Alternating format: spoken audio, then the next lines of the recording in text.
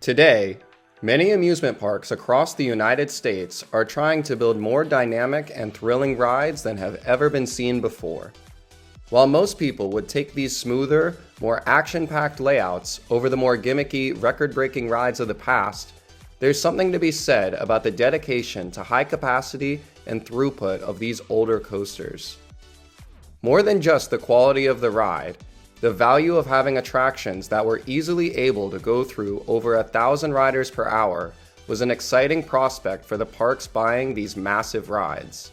This is no more evident than Six Flags Great Adventure celebrating their 50th anniversary this year with their new coaster, Flash Vertical Velocity.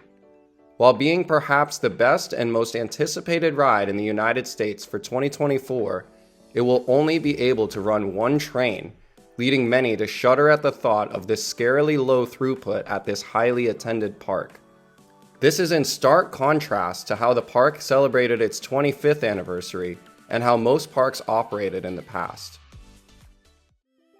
Many people will blame Six Flags for the insane and irresponsible spending on new rides and roller coasters in the late 90s, but actually, their parent company, Premier Parks, who bought them in 1998, is really to blame.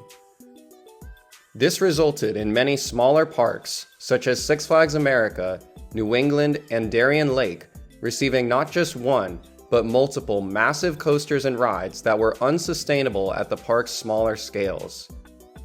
This culminated in 1999 and 2000, where they purchased over 40 coasters for nearly 20 parks, and these were not small rides by any means. If there was any park in any year that was more of a product of this spending, it has to be Great Adventure in 1999. Six Flags Great Adventure was no stranger to large, expensive, or prototype rides by the time of their 25th anniversary in 1999. The park had installed a whopping 17 different roller coasters through this time, including a Togo Ultra Twister, an Aero Mega Looper, and most recently, a Racing Premier Shuttle Coaster. Not only that, the park had gone through a myriad of flat rides, including a few very rare models. Basically, the park was pretty well off, as many would say. But apparently, that still wasn't good enough, and crowds were still a major issue at the time. To fix this, Great Adventure would launch one of the most bold and amazing amusement park campaigns of all time, declaring an all-out war on lines. To do this, the park would add a staggering 25 new rides of all kinds for 25 years at the park. This would be a whole park's worth of new attractions. In fact, it's more rides than Great Adventure opened with itself. First of all, the park would add a dozen kiddie rides around the park, with 2 in the existing Bugs Bunny Land with the Daffy's Buccaneer swinging ship and the Wile E. Coyote Speed Trap mini whip ride. The park would also remove many old slides on the other side of the park for a whole new kids area called Looney Tunes Seaport. This would include a small indoor ball factory, as well as a few character houses children could explore, on top of 10 new rides, including Bugs Bunny Seaport Barnstormer, Daffy's Deep Sea Diver, Elmer Fudd's Weather Balloons, The Hand Cranks, Michigan J. Frog's Fun Flotilla, Pepe Le Pew's Hearts Away, Sylvester's Pounce and Bounce, Taz's Seaport Trucking Company, Taz Tornado, and Yosemite Sam's Flight School. Looney Tunes Seaport would also open with the first of 3 coasters that would open at the park that year, Roadrunner Railway. This would debut as the first of the now famous Zamperla Gravity 80 STD model, along with 4 others which would all open in the United States. While being just a basic kiddie coaster, it would still be a very modern design for the time. The next coaster would be one of the best contributors to a war on lines, with Blackbeard's Lost Treasure Train. This would be a far more familiar Zaire Large Tivoli coaster that would gobble up guests with its comically large 40-passenger train. The third would be not only the biggest coaster of the year, but the biggest investment of the whole year.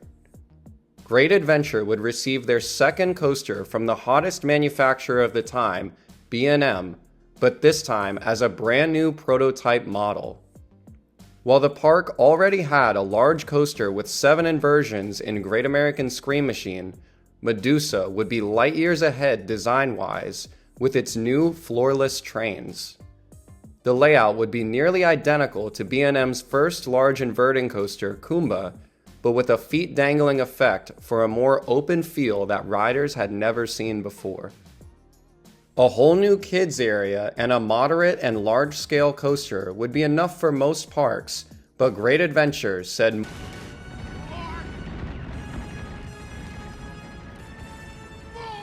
on top of that, the park would receive another 10 flat rides. This wouldn't be just your standard flat rides package either, but a handful of prototype rides, as well as some being one of a kind in North America, scattered around every corner of the park. First would be a couple more pirate-themed rides next to Blackbeard, with the Pirates Flight Zamperla Balloon Race and the Jolly Roger Zamperla Regatta, which also fit nicely next to Skull Mountain. There was also the Spinnaker, a very rare monster-like ride from Soriani and Moser, which rarely operated and was removed after 2 years. Nearby would also be the Giant Evolution from Busenik, a rare ride which started its life traveling in Europe and was later relocated to Six Flags St. Louis. There would also be 2 short-lived chance rides, with the double inverter Time Warp on the waterfront and the much more rare Chaos closer to Batman. The popular manufacturer Hoos would have 4 more flats as well, including a breakdance named Rodeo Stampede, a frisbee named Pendulum, and a topspin named Twister. The 4th would be a very rare model purchased from the European Fair Circuit in the Jump. This ride proudly stood in the middle of the Midway with the name Jumpin' Jack Flash, but also operated for a very short time at the park. So there you have it, 25 rides for 25 years of the park, including a large kids area, coasters, and an unbelievable lineup of flat rides to add to an already large collection in the park.